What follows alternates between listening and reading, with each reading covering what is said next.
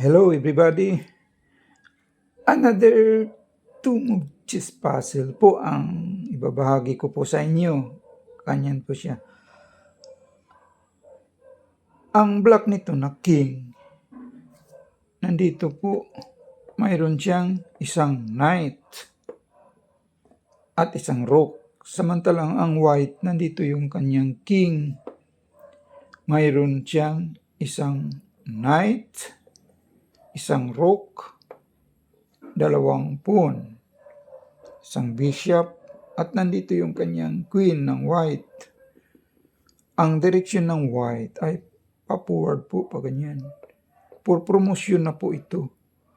Ang block nito na king, mayroon po siyang matatakbuhan pa. Isa, dalawa, tatlo. May tatlong square pa na matatakbuhan po. White first to move and block made in two moves. Samahan niyo po akong himay-himayin natin po, alamin kung ano ba talagang tamang kasagutan dyan. Halimbawa po, gagamitin natin first move itong kanyang queen. Maaari po siya mag-check niyan dito, check. Sagot naman ng block, pupunta lang siya dito. Pag ganyan, nasaan na yung check for mate dyan? Kapag mag-check naman itong kanyang rook, makain na itong rook din ng knight. Wala pong mati.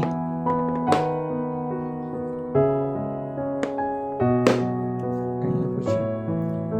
White first to move and block made in two moves. Magandang araw po sa inyong lahat dyan, sa mga lahat ng nag-view po. Magandang araw po at maraming salamat po sa mga nag-like at nag-subscribe. Maraming talagang salamat sa inyo.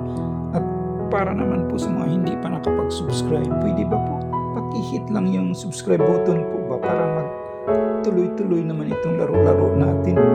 Isa lang po itong libangan po. Libangan lang po tayo sa pamamagitan ng pag-solve ng two-move chess puzzle po. Ngayon, ang i-share ko sa inyo itong two-move chess puzzle. Bawa po gagamitin natin first move itong kanyang pawn. Maaari po siyang maging knight niyan para mag-check. Ito, knight check. Ay, makain lang. Mayroon naman siyang rook. Ma-check na rin yung white. Di, wala pong mati niyan. Tapos na yung two moves. White first to move and block made in two moves. Halimbawa po, gagamitin natin first move itong kanyang knight. Pag i-move niya, ma-check na rin siya by rook. Halimbawa po, dito siya, check by rook. Makain na itong kanyang pawn. Pag ganyan, nasaan na yung check for mate yan? Wala na rin mati pag ganyan. White first to move and block made in two moves. Sa loob lang ng dalawang tira ay mamatihin na itong king. Direksyon ng white pa-forward pa ganyan. Halimbawa po pag ganyan, i-move tong kanyang knight dito. Mag-check na rin siya by rook. Dito siya. Check. Check by rook. Ang sagot ng black dito. Pag ganyan, nasaan na yung check for mate dyan? Kapag nag-check naman kasi itong kanyang queen dito, mayroon man siyang pang-cover. Tapos na yung two moves, wala pong mati.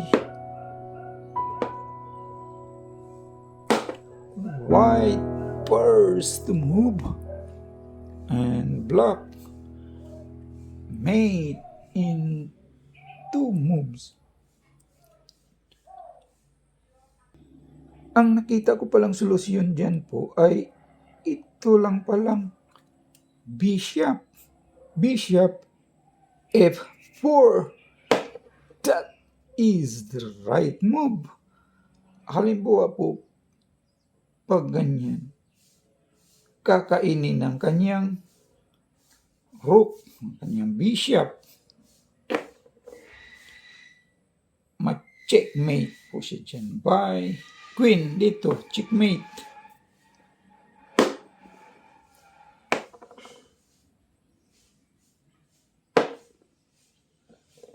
Halimbawa po pag ganyan, mag-move yung kanya dito, i-move. Ma-checkmate po siya dyan by queen. Dito, checkmate. Halimbawa po pag ganyan, iharang tong kanyang knight dito. Ma-checkmate naman po siya dyan by dito. Checkmate. Halimbawa po pag ganyan, itong pawn ang kakainin niya, ang kanyang rook. Ma-checkmate po siya dyan by queen. Dito siya mag-check. Checkmate. So,